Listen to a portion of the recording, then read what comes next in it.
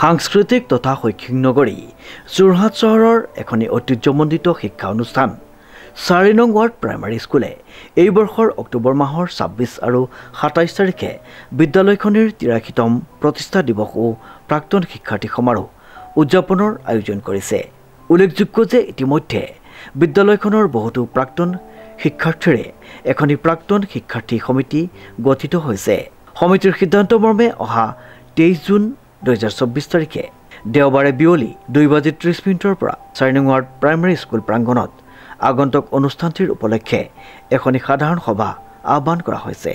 তদুপলক্ষে বিদ্যালয়ৰ সকলো প্ৰাক্তন ছাত্ৰ-ছাত্ৰীক উক্ত সভাত উপস্থিত থাকিবলৈ অনুৰোধ জনাইছে।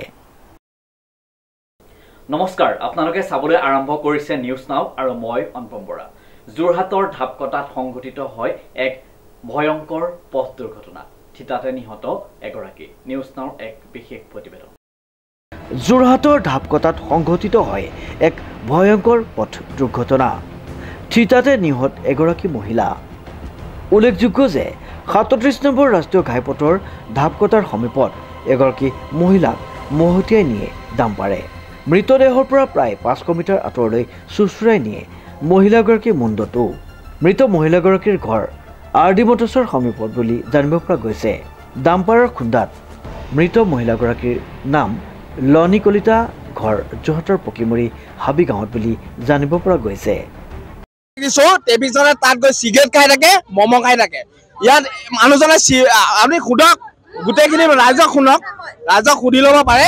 কিন্তু চিগাৰেট মানুহজনক মই বহুতবাৰ দিছোঁ আৰু বহুত ৰাইজে কৈছে যে ইয়াত যেতিয়া ডাম্পাৰখন ইয়াত সোমাইছে তাত একো চিট বেল্টৰ লগত একো খেল নাই, জাষ্ট অকল ষ্টেৰিংডাল লৈ আহিছে ড্ৰাইভাৰজনে।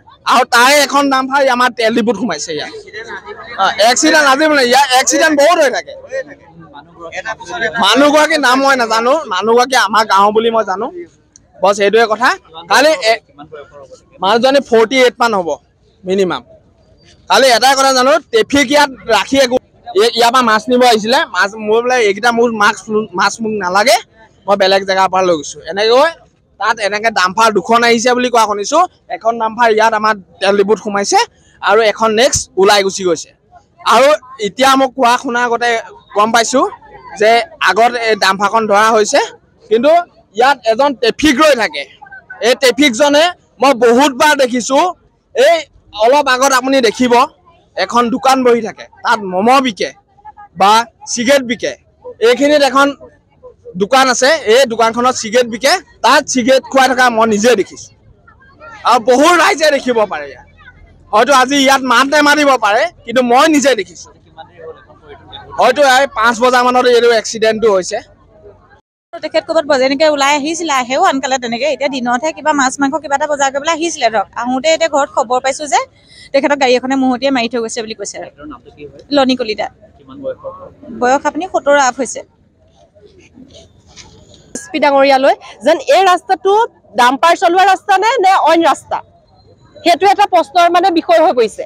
কি ৰাস্তা এইটো, এতিয়া আমি সেইটোৱে বুজি পোৱা নাই। এতিয়া পাব্লিকে বুজি পোৱা নাই মানে এইটো ৰাস্তাটো, এই 4 লাইনৰ এই ৰাস্তাটো মানে কি ৰাস্তা, ডাম্পাৰৰ ৰাস্তা নে পাব্লিকৰ কি ৰাস্তা? মানে ট্ৰেফিক থাকোঁতে কেনেকৈ দুখন ডাম্পাৰ এইপিনে সোমাব, সেইটো এটা ডাঙৰ প্ৰশ্ন হৈ গৈছে মানে। আৰু ইমান স্পীডত তেওঁলোকে দেখোন কৈ থাকে কিবা স্পীডৰ লিমিট আছে। আমি এতিয়া গাড়ী নচলা নাজানো স্পীডৰ কিমান লিমিট, কি কথা, কিন্তু স্পীডৰ লিমিট আছে। সেইটো স্পীডৰ লিমিট হ'বলৈ হ'লে এই ৰাস্তাটোৰ পৰা তাত মূৰটো পৰিবলৈ হ'লে কিমান স্পীডত যাব লাগিব তেখেতসকলক মই সেইটো জানিব বিচাৰিছোঁ মানে, যে স্পীডৰ লিমিটটো কিমান হ'ব লাগিব। মূৰটো যেতিয়া তাত পৰিছেগে, এইখিনিৰ পৰা সেইখিনিৰ পৰা নাই, আৰু এটা মূৰটো ছিগি গৈছে বিশেষকৈ। ইয়াত ডাঙৰ ডাঙৰ গাড়ী সোমাব নোৱাৰিব, 1 নম্বৰ কথা। আৰু 2 নম্বৰ, চাৰিআলিত লপৰে চাৰিআলিত আপোনাৰ ট্ৰেফিক আছে। ট্ৰেফিকটো থকা অৱস্থাত কেনেকৈ ইমান ডাঙৰ গাড়ীখন সোমাই আহিলে ইয়ালে? ডাম্পাৰ আৰু 1 নম্বৰ কথা আপোনাৰ ইয়াত বজাৰখন বহি থাকে, বজাৰখন ইয়াত বহিল কেনেকৈ, ৰাস্তাৰ মাজত কেনেকৈ বহিলে? কাৰণ বাইক এখন আহিলে পুলিবৰ থানা পুলিচে হয় ইয়াত। অনুপম বৰাৰ ৰিপৰ্ট, নিউজ নাও।